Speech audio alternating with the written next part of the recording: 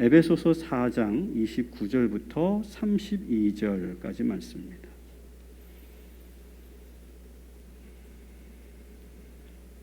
네, 많은 분들이 결혼 축복의 그런 소식들을 전해주셔서 감사합니다. 자, 우리는 계속해서 연결된 그런 연장선에서 말씀을 나누고 있습니다. 내 안에 예수님이 계시면 나타나는 변화들이 어떤 변화일까? 오늘은 내 안에 예수님이 계시면 어떤 변화가 나타나는지를 다섯 번째로 여러분들에게 말씀을 드리는데, 내 안에 예수님이 계시면 나타나는 변화는 뭐냐? 하나님의 마음을 알게 된다는 거예요. 하나님의 마음. 아, 하나님이 어떤 마음이시겠구나. 어떤 생각을 하고 계시는구나. 그걸 느낄 수 있다는 거죠. 그리고 오늘 본문에 나오는 것처럼 성령님께서 근심하는 것을 느끼게 된다라고 하는 거예요. 저는 이게 참 중요한, 우리 그리스도인들이 이 영성이 대단히 중요한 거라고 생각해요. 성령의 근심을 느낀다. 자, 한번 우리 4장 30절 말씀을 같이 읽도록 하겠습니다. 하나님의 성령을 근심하게 하지 말라. 그 안에서 너희가 구원의 날까지 인치심을 받았느니라. 아멘. 성령께서 근심하는 것이 느껴진다는 거예요. 예수님이 내 안에 계시면. 이게 왜 중요하냐?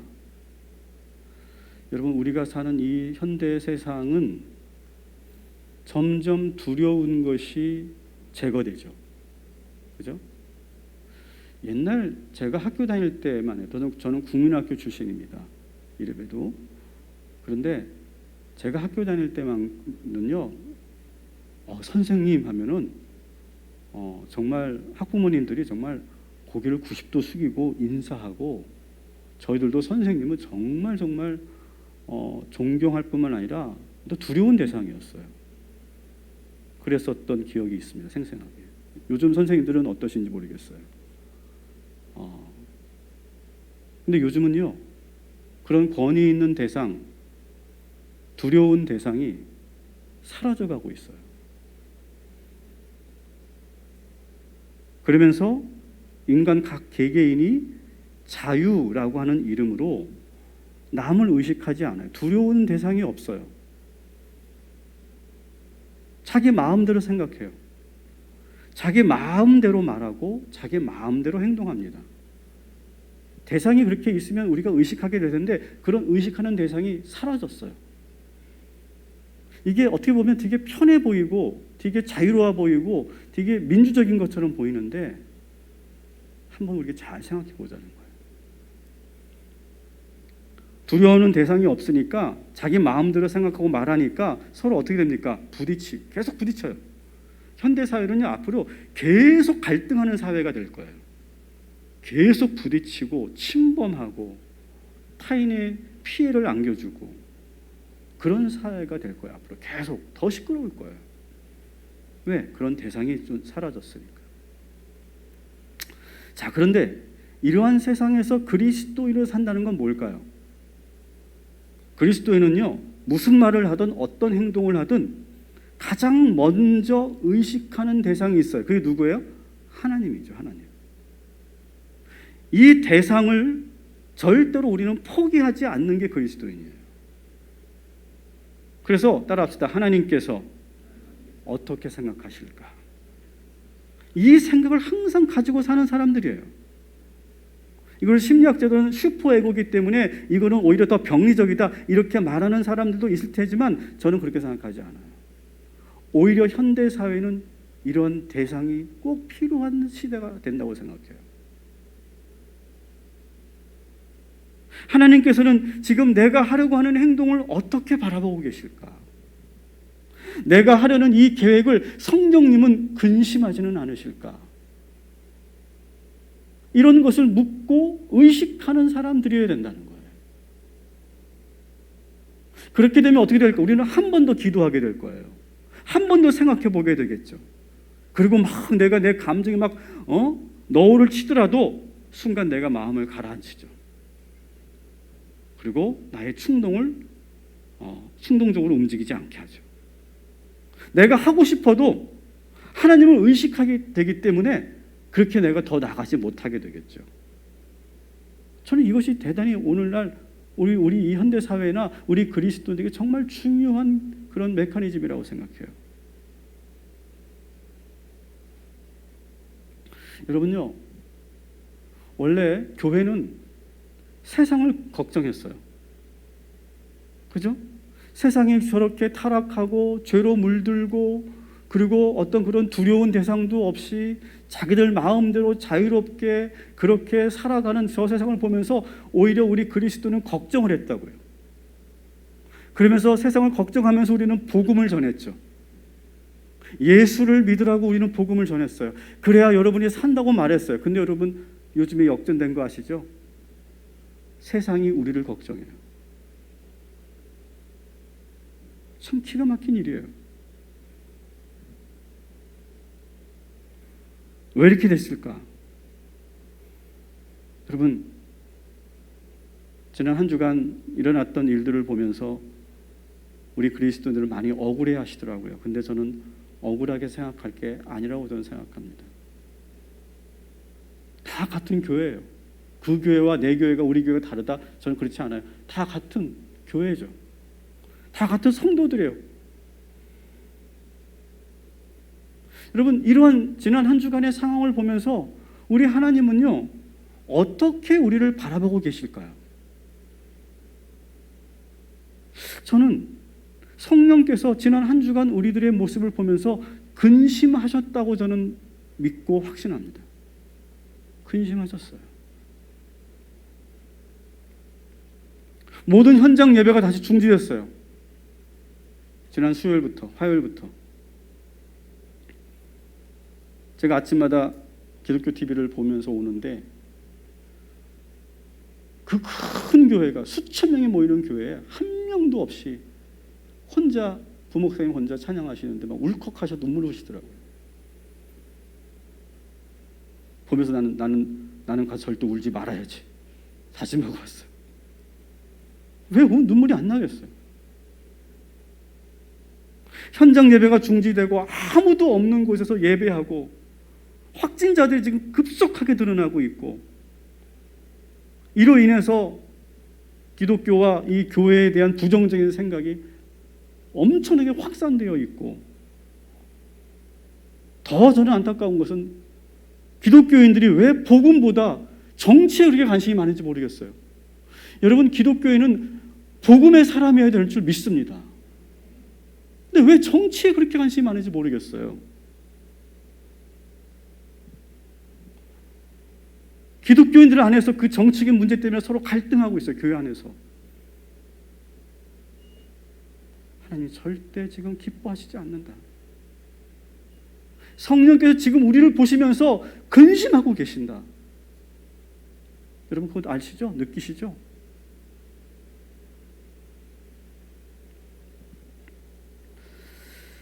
자식이 철든다는 게 뭘까요? 자식이 철든다. 여러분 언제 여러분 철드셨어요? 저는 철든다는 것은 이런 거라고 생각해요. 부모님의 얼굴이 보이기 시작하는 거. 저는 그게 철드는 거라고 생각해요. 부모님이 지금 기뻐하시는구나. 부모님이 근심하시는구나. 그게 느껴지는 거예요. 그게 보이는 거예요. 그 얼굴이. 그게 안 보이면 그 사람은 나이가 40 먹고 50 먹어도 소용없어요. 방금 제가 뉴스 보니까 40 먹은 아들이 용돈 안 준다고 80 노모를 때렸대요. 안 보이는 거죠. 안 보이는 거죠. 그 얼굴이 안 보이는 거죠. 자, 성경에서 재밌는 이야기가 있습니다. 여러분, 이삭의 큰 아들이 누구죠? 에서죠. 에서. 쌍둥이 큰 아들. 이 큰 아들은요, 부모가 근심하든 말든 자기 마음대로 자기 하고 싶은 대로 살아요. 우리 창세기 26장 34절 35절 읽어보도록 하겠습니다. 에서가 40세에 해쪽 속 부에리의 딸 유딕과 해쪽 속 엘론의 딸 바스맛을 아내로 맞이하였더니 그들이 이삭과 리브가의 마음에 근심이 되었더라. 아멘. 부모가 지금 근심하고 있어요. 근데 안 보여요. 그냥 하고 싶은 대로 하는 거예요. 그런데 이 에서가 어느 날 변해요. 아버지 이삭과 어머니 리브가가 자기 때문에 걱정하고 근심하고 있다는 것을 느끼기 시작해요. 자, 26장에는 느끼지 못했는데, 알지 못했는데 28장으로 넘어갑니다. 그래서 그게 보이기 시작해요. 에서가. 그 시간적 간격은 어느 정도 되는지는 정확히 알 수 없지만 지금 변화가 일어났어요. 자, 28장 8절 9절 같이 읽습니다. 에서가 또 본즉 가나안 사람의 딸들이 그의 아버지 이삭을 기쁘게 하지 못하는지라.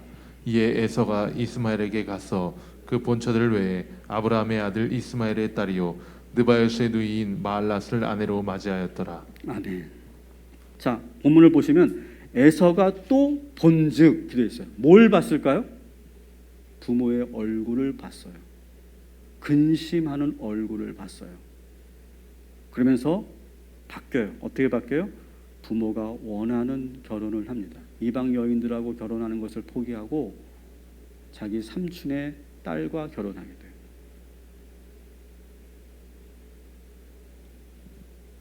에서가 철들기 시작한 거죠. 그전에는 전혀 보이지 않았는데, 그 부모의 얼굴이 보이지 않았는데 어느 순간 아버지, 어머니의 얼굴이 보이기 시작하는 것이 철드는 거예요. 여러분 언제 철드셨어요?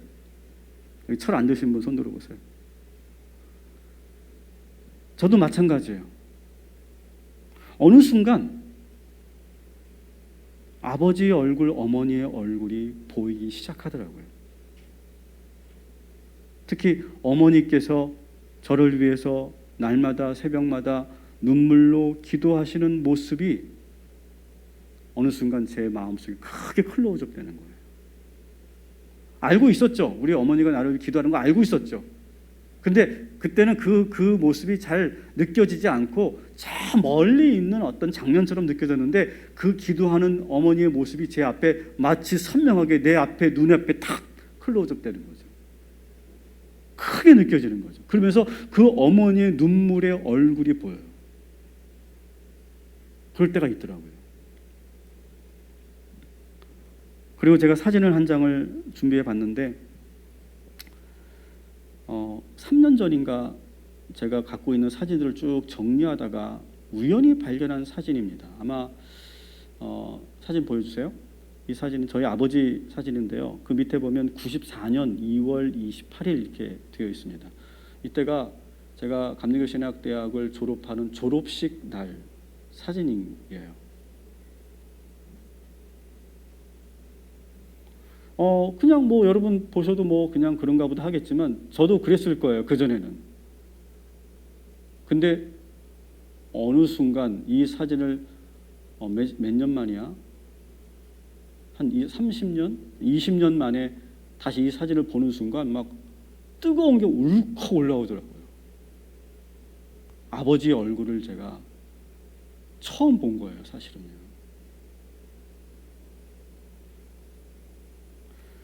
저희 아버지는요, 중학교밖에 나오지 않으셨어요. 장남이셨기 때문에 가족을 부양하기 위해서 중학교를 졸업하고 바로 서울로 올라가서 공장을 다니시면서 기술을 배우셨어요. 정말 열심히 성실하게 기술을 연마하시면서 가족을 건사하고 또 결혼을 해서 저희들을 낳으셨어요. 근데 저희 아버지는 항상 늘 배움에 대한 갈증이 있으셨어요. 뭐 중학교밖에 못 나왔으니까 얼마나 더 그랬겠어요. 그래서 항상 그렇게 중노동을 하고 돌아오셔서도 항상 책을 항상 보고 계셨어요. 저는 그게 기억나요. 그래서 아버지 책장에 보면 책이 그렇게 많은 편은 아니었지만 그래도 한 4, 50권 정도 있었는데 거기 보면 항상 철학책들이 있었고 또 종교에 관련된 책들이 관심이 있어 종교에 대한 책들이 있었고 또 신앙에 대한 책들이 쭉 있었어요. 그러니까 그런 인문학과 신학을 되게 좋아하셨던 거죠. 제대로 배우지는 못했지만 대학을 나오지 못했지만 그리고 젊을 때는 더 젊으셨을 때는 신학을 하고 싶으셔서 야간 신학교를 다니셨다가 도무지 현실적으로 공부할 수 없는 상황이어서 결국 포기하셨죠. 참 신기하죠? 참 신기하더라고요. 그런 아버지 밑에서 제가 태어났잖아요. 그래서 제가 공부하는 걸 보면 그 아버지 서재에 있는 것들을 그대로 공부하는 거예요. 제가 철학을 공부했죠. 종교학을 공부했죠. 그리고 신학 대학원을 나와서 목사가 됐어요. 참 희한하죠. 아마 여러분 가정에도 그런 분들이 계실 거예요. 아버지의 꿈을 그 자녀들이 투사하고 그것을 이루어가는 그런 아주 오묘한 섭리가 있을 거예요.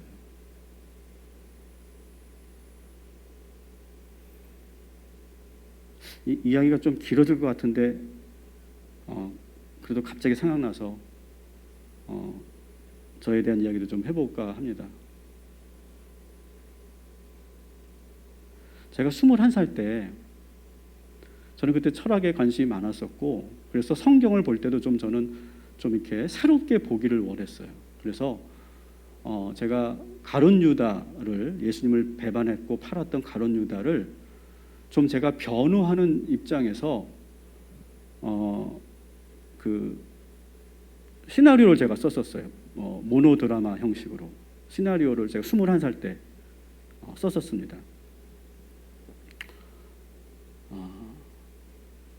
그런 놀라운 일이 일어난 걸 말씀드리려고 하는 건데 지금 사실 저희 아들이 지금 이제 대학을 연기 쪽으로 공부하려고 지금 열심히 노력을 하고 있습니다. 근데 워낙 그 길이 좁고 좁은 길이니까 사실 뭐 좋은 결과가 나올지 그건 모르겠지만 근데 제가 소름 끼쳤던 것은 뭐냐면 저희 아들이 딱 21살인데요. 이번 연기 입시로 한 파트를 지금 연습하고 있는데 그게 가룟 유다에 대한 모노드라마. 저는요 전율이 쫙 왔어요. 21살 때 제가 그런 시나리오를 썼었는데 지금 21살의 아들이 그 모노드라마를 연습하고 있는 거예요. 그리고 저희 딸은 뭐 하죠? 신학과를 들어가서 제가 30년 전에 봤던 책을 그 누런 책을 같이 보고 있어요. 참 이게 참 오묘하더라고요. 저희 아버지는 그렇게 철학을 좋아하시고 신학 공부를 하려고 하셨다가 못 하셨는데 제가 그렇게 철학과를 나오고 그리고 내가 목회자가 된 거예요. 우리 집만 그런가요? 아마 여러분들 가정에도 아주 그 말할 수 없는 오묘한 스토리들이 아마 있지 않을까 생각합니다.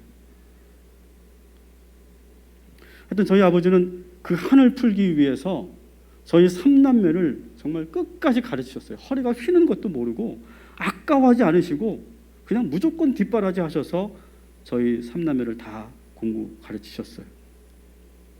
근데 지금 방금 보여드렸던 그 사진 한 번 더 보여주시면 이 사진은 제가 그때 졸업할 때 사진이에요. 저는 이때 우리 아버지가 이렇게 저를 바라보고 있는지 저는 까맣게 몰랐어요. 저는 그냥 친구들하고 사진 찍고 막 이렇게 이야기하면서 막 웃으면서 막 있었을 때인데 저희 아버지는 아들을 바라보고 있는 거예요. 일부 때 제가 그런 부탁을 드렸어요. 지금 저희 아버지가 아들을 바라보면서 지금 무슨 생각을 하고 계실까 한번 댓글로 올려달라고 하니까 많은 분들이 올려주셨는데 2부에서도 한번 여러분들이 올려주시면 좋겠습니다. 지금 우리 아버지가 이 아들을 보면서 어떤 마음이셨을까? 저는 문득 이 아버지의 사진을 보면서 울컥했던 것이 저는 그 전까지만 해도 그냥 아버지는 아버지라고 생각했는데 아버지의 얼굴이 확 저한테 들어오면서 가슴이 뜨거워졌던 이유가 그런 거였어요. 우리 아버지는 그렇게 공부하고 싶어도 할 수 없었는데 어떻게든 자식들은 공부 가르치려고 그렇게 저렇게 깊은 주름이 패여가면서 희생해가면서 아들 대학 보내고 졸업시켜서 바라보는 그 흐뭇한 아버지의 얼굴. 또 저는 아버지의 저 얼굴에서 근심을 느꼈어요. 아유 저놈이 언제 사람 되나? 응? 저거 언제 저거 인간 되나? 애써 외면하고 보지 않으려고 했던 그 아버지의 근심도 저는 이 사진에서 느낄 수가 있었어요.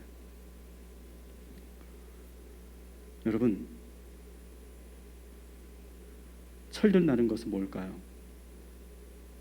그 얼굴이 느껴지는 거예요. 하나님의 얼굴이 느껴지고 성령님의 근심이 느껴지는 거예요.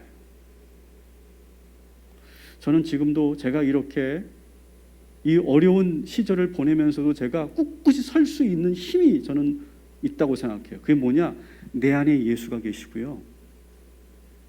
내 뒤에 우리 어머니가 기도하고 계시고요. 우리 아버지의 그 얼굴과 우리 아버지의 그 성실한 성품이 저한테 있기 때문에 저는 이 가장 위기의 순간에도 저는 절대로 무너지지 않고 꿋꿋이 버텨서 이 모든 어려움을 헤쳐나가서 오히려 더 건강한 교회로 만들어가는 그런 주의 종이 될 줄 믿습니다. 이게 예수의 능력이죠, 여러분. 이게 예수 믿는 사람들의 능력이죠.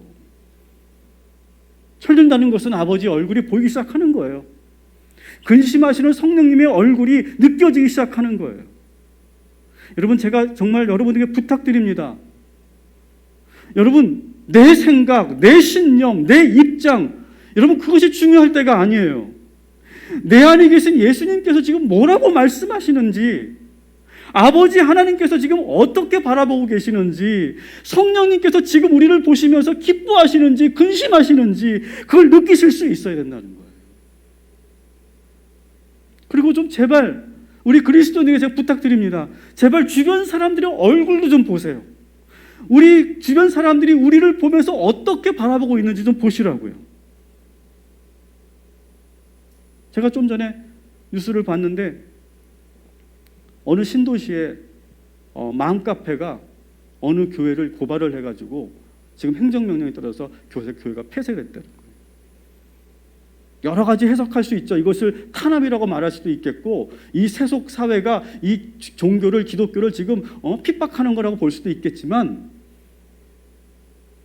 한 번 또 다르게 생각하면요, 그 우리 지역 사회의 주민들이, 시민들이 얼마나 교회를 보면서 지금 걱정하고 있는가, 얼마나 염려하고 있는가. 오히려 그걸 우리가 느낄 수 있어야 된다는 거예요. 제발. 요즘 우리 그리스도인들이 이게 잘 안 되는 것 같아요. 이 센서가 죽은 것 같아요. 제가 보기에 주변 사람들이 어떻게 생각하는지도 보이지 않고 상대방 얼굴도 좀 보이지가 않아요. 우리는 내 생각에만 빠져 있고 내 논리만 빠져 있어요. 내 명분과 내 진리만 빠져 있단 말이죠. 제발 부탁드립니다. 성령님의 근심하심을 느끼시고 우리 이웃들의 그 걱정을 느낄 수 있는 성숙한 그런 그리스도인 되시기를 주님의 이름으로 부탁을 드립니다. 저는 지난 한 주간 일어났던 일들을 보면서 가장 많이 제가 속상했던 것은요, 우리 기독교인들이 너무 무례하다. 저는 그런 생각 들었어요. 어떤 분들은 아마 이렇게 생각하실지 모르겠어요. 왜 목사님은 왜 자꾸 교회 편해야 되지? 교회를 좀 변호하고 교회에 대해서 좋은 말을 하고 해줘야지. 왜 자꾸 같은 목사님으로서, 같은 교회 교인으로서 왜 자꾸 부정적으로 말씀하세요? 이렇게 생각하시는 분들이 계시겠지만 저는 그렇게 보이지 않아요. 죄송하지만. 좋게 보려고 해도 우리가 정말 더 고쳐 나가야 되고 우리가 회개해야 되고 더 많이 느껴져요. 우리 기독교인들이 너무 무례한 것 같아요. 제가 보기에는요. 에베소서 4장 31절 한번 보겠습니다. 시작. 너희는 모든 악독과 노함과 분냄과 떠드는 것과 비방하는 것을 모든 악의와 함께 버리고. 아멘. 여러분, 악독이라는 표현이 있는데 이 악독이라는 표현은 독설 이렇게 표현할 수도 있어요. 여러분, 우리 그리스도인들이요, 하는 말들이 너무 독해요. 여러분, 제가 이거를 들려드리려고 하다가 그러면 또 더 기분이 안 좋아질 것 같아서 들려드리진 않았지만, 여러분 다 들어보셨을 거예요. 이미 보건소 직원에게 욕설을 퍼붓고 막 소리 소리 지르는 그 억측스러운 그 목소리 들어보셨죠? 다 기독교인입니다. 왜 그렇게 화가 나셨냐고요? 왜? 여러분, 우리가 생각하는 것이 아무리 정의롭다고 해도요, 일단 우리의 모습과 우리의 행동이 그렇게 보이면 여러분, 이미 우리는 그리스도인임을 포기하게 되는 거예요. 여러분, 적어도 내 안에 계신 예수님이 그렇게 말하라고 하지 않았을 거예요. 야, 이 삐리리야, 내들아 하면서 막 그렇게 막 그 독한 말을 퍼부라고 주님께서, 내 안에 계신 주님이 그렇게 말씀하시지 않았을 거라고요. 아무리 우리가 정의롭다고 해도 타인에게 피해를 주지 말아야 되고, 말과 표현과 행동에 있어서 정말 우리는 그리스도인답게 해야 된다고요. 그럼 그리스도인다운 게 뭐냐? 32절 같이 읽겠습니다. 시작. 서로 친절하게 하며 불쌍히 여기며 서로 용서하기를 하나님이 그리스도 안에서 너희를 용서하신 것 같이 하라. 아멘. 따라합시다. 그리스도인은 친절해야 됩니다. 여러분, 누구에게 어떤 권위자에게 굽신거리라는 게 아니에요. 여러분, 정부에게 고개 숙이라는 게 아니에요. 여러분, 누구를 대하든 우리 그리스도는요, 무례하면 안 돼요. 선을 넘으면 안 된다고요. 여러분, 친절은 뭡니까? 친절은 남의 입장을 먼저 배려하고 이해하는 거예요. 상대방의 처지를 불쌍히 여기면서 동정하는 마음이, 그 감정이 느껴지는 거예요. 그 사람의 얼굴이 보여지는 거예요. 그 사람 얼굴 보면서, 야, 저 사람이 지금 걱정하고 있구나, 나를 보면서 안타까워하고 있구나, 슬퍼하고 있구나, 화가 나 있구나, 그걸 느끼는 거예요. 그러면 우리는 어떻게 해요? 겸손하게 낮은 자세로 섬기고 존경하는 태도를 갖는 것이 친절이잖아요. 친절하라고 오늘 주님께서 말씀하시잖아요. 그 친절을 우리끼리만, 예수 믿는 사람끼리만, 우리들끼리만 친절하라는 게, 그러면 더 이상할 거예요. 그러면 더 세상 사람들이 실망할 거예요. 누구에게나, 심지어는 나와 반대편에 있는 사람들에게도 우리는 친절해야 될 줄 믿습니다. 그게 뭡니까? 그게 전화로 너도 한번 걸려보라고 이렇게 껴안고 침을 뱉고.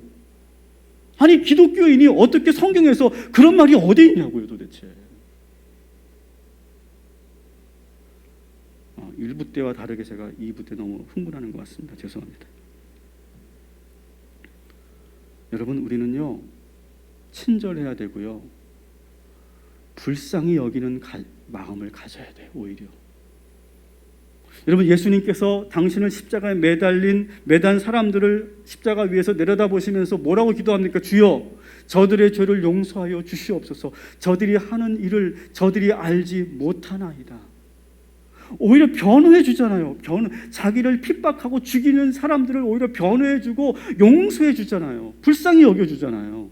여러분, 그 예수가 우리 마음에 있잖아요. 그 예수가 우리 마음에 계시는데, 당연히 우리도 모든 사람들을 보면서 긍휼하게 여기는 것이 진짜 그리스도의 마음 아니겠냐고요.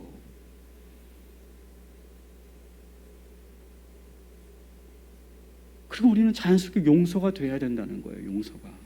지난주 제가 복음의 언어 10문장을 여러분들에게 말씀드렸는데 기억하시고 잘 그 복음의 언어를 사용해 보셨는지 모르겠어요. 그 중에 제가 이 복음의 언어가 있었죠. 주님께서 십자가의 사랑으로 우리의 죄를 용서해 주셨습니다. 그렇기 때문에 저도 당신을 용서합니다. 이게 복음의 언어 중에 하나였죠.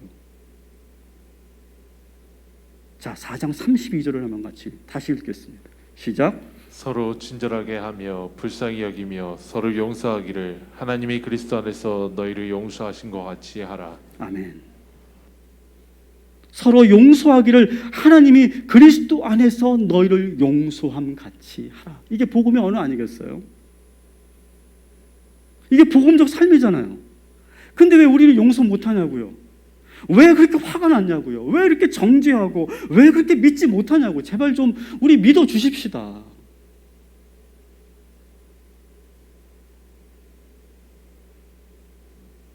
이게 안 되고 용서가 안 되고 화나고 정지하고 믿지 못하면 이게 정말 그리스도인일까요, 여러분? 저는 근본 질문을 해야 된다고 생각해요. 저는 그래서 이렇게 구별을 해요. 따라합시다. 교회 다니는 사람, 예수 믿는 사람. 여러분, 같은 것 같죠? 한 교회 안에 같이 있는 것 같죠? 저는 분명하게 근본적으로 다르다고 봐요. 예수 믿는 사람이라면 그렇게 할 수 없어요.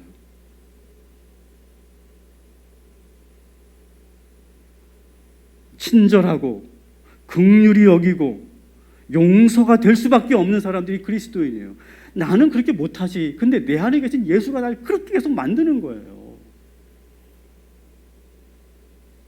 내 안에 예수께서 거하고 계시고 예수를 내가 새 옷으로 입었기 때문에 우리는 그렇게 되는 거라고요. 그게 지금 내가 안 된다. 그럼 난 교회만 다니는 거예요, 솔직히.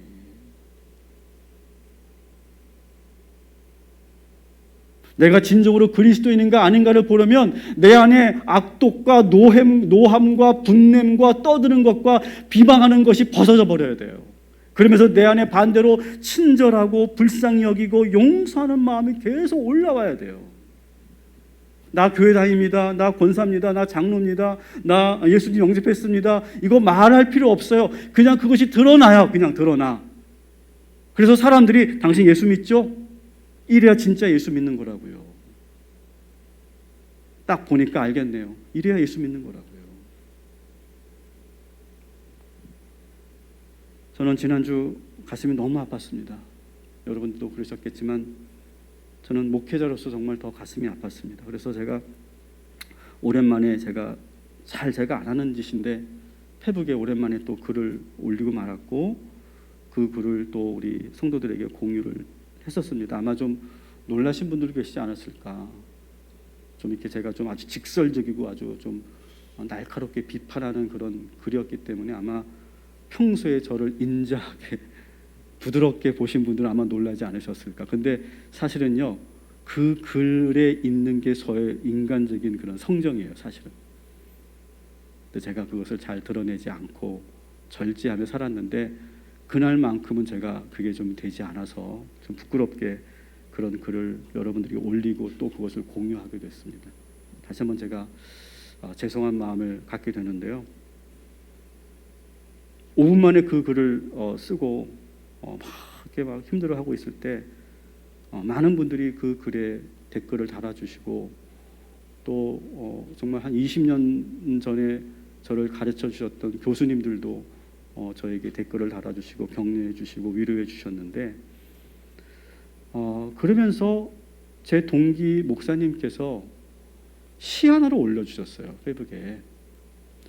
그래서 저는 그 시를 읽는 순간 저는 회개할 수밖에 없었어요. 내가 또 그렇게 누군가를 정죄할 만큼 내가 정의롭지도 못하고 의롭지도 못하면서 나 역시 자기 의를 또 드러내고 말았구나. 그런 회개를 할 수밖에 없었어요. 그리고 저는 이 시를 우리 성도들에게 꼭 나눠야 되겠다. 이 설교 시간에, 주일 내에. 그런 생각을 했어요. 이 시의 제목은 When I Say I'm Christian 라고 하는 캐롤 윈머라고 하는 분이 쓴 시인데요. 이제 제가 읽어보면서 회개했고 제가 목회하는 이 동탄 꿈의 교회에서만큼은 그리스도이라면 어떤 사람인가를 나는 분명하게 가르쳐야 되겠구나. 지금 너무 잘못된 가르침 속에 우리 성도들이 노출되어서 지금 그렇게 가고 있구나. 정말 위험하구나. 수십 년을 신앙생활 했지만 그래서 목사가 되고 장로가 되고 권사가 되었지만 정작 그리스도인이 무엇인지를 알지 못하는구나. 저는 그래서 여러분들에게 이 시를 읽어드리려고 합니다. 한번 잘 들어봐 주시기 바랍니다. When I say I am Christian, 나는 기독교인이에요 라고 말할 때 난 구원받았다 라고 외치는 게 아닙니다. 난 가끔 길을 잃습니다. 그래서 이 길을 택했습니다 라고 속삭이는 겁니다.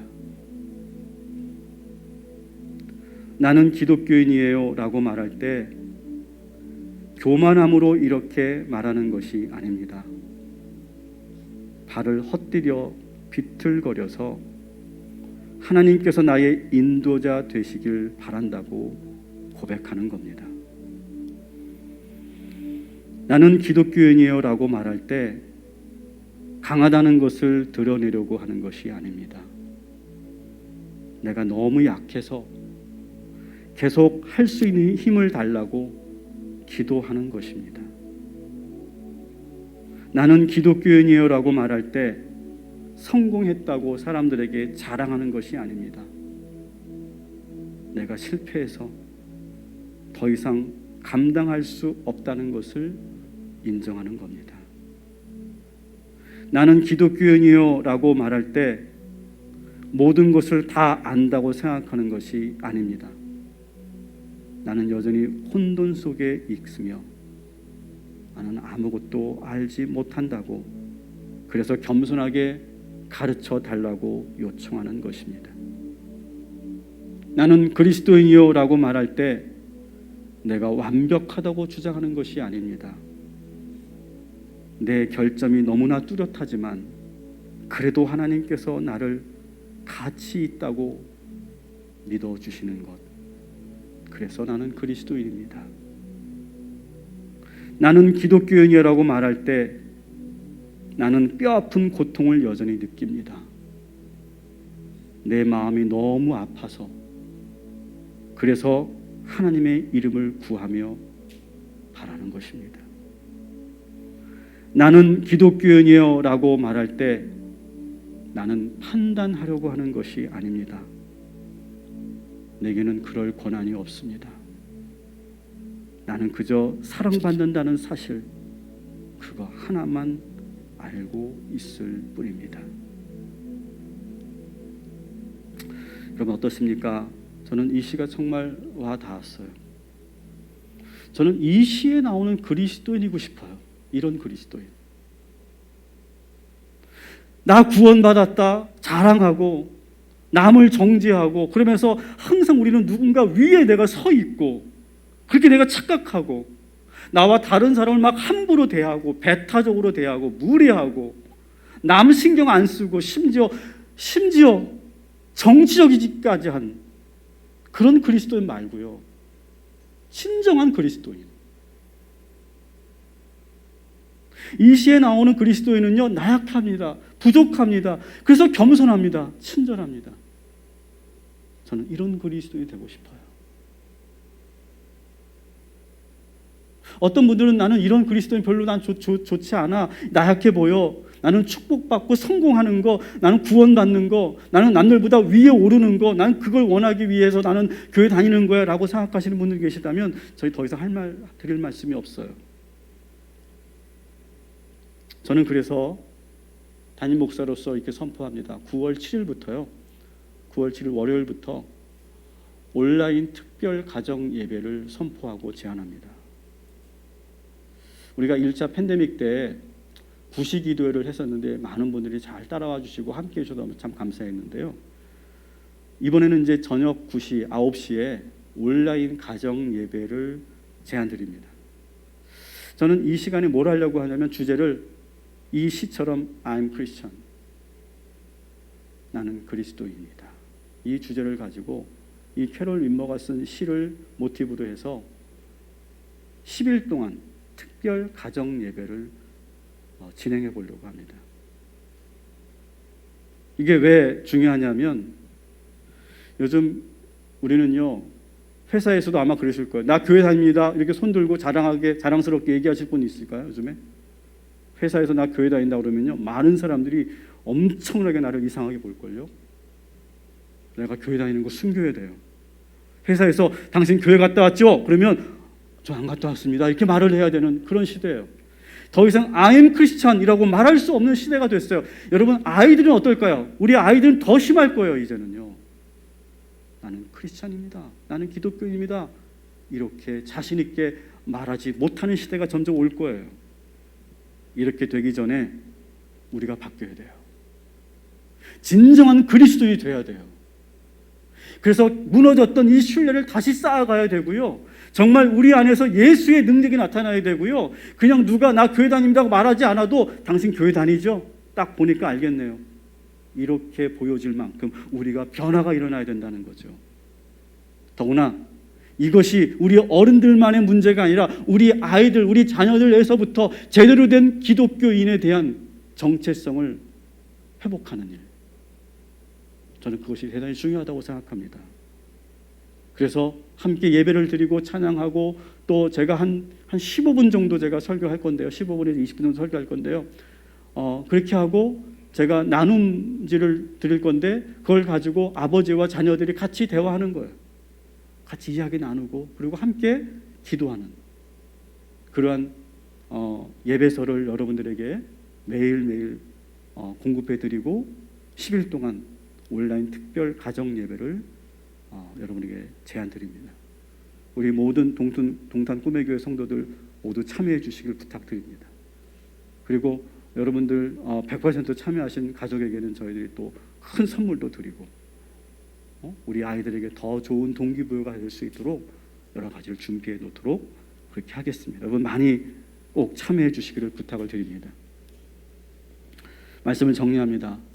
여러분 예수 그리스도의 새 옷을 입으시기 바랍니다. 내 안에 예수 그리스도께서 함께하고 계시면 나타나는 변화들이 그대로 6가지가 여러분에게 나타나게 되기를 주님의 이름으로 축원합니다. 6가지가 뭡니까? 첫 번째, 거짓을 벗고 진실하시기 바랍니다. 거룩한 분노를 가지시되 그러나 죄짓지 마시기 바랍니다. 선한 청지기가 되셔서 하나님으로부터 더 많은 신뢰를 얻어가시기 바랍니다. 세상의 언어 사용하지 마시고 복음의 언어를 유창하게 사용하시기 바랍니다. 5번째, 성령님의 근심함을 민감하게 느끼고 반응하실 수 있기를 바랍니다. 내 안에 계신 예수님처럼 친절하시고 긍휼히 여기시고 용서하시는 저와 여러분이 되기를 주님의 이름으로 축복합니다.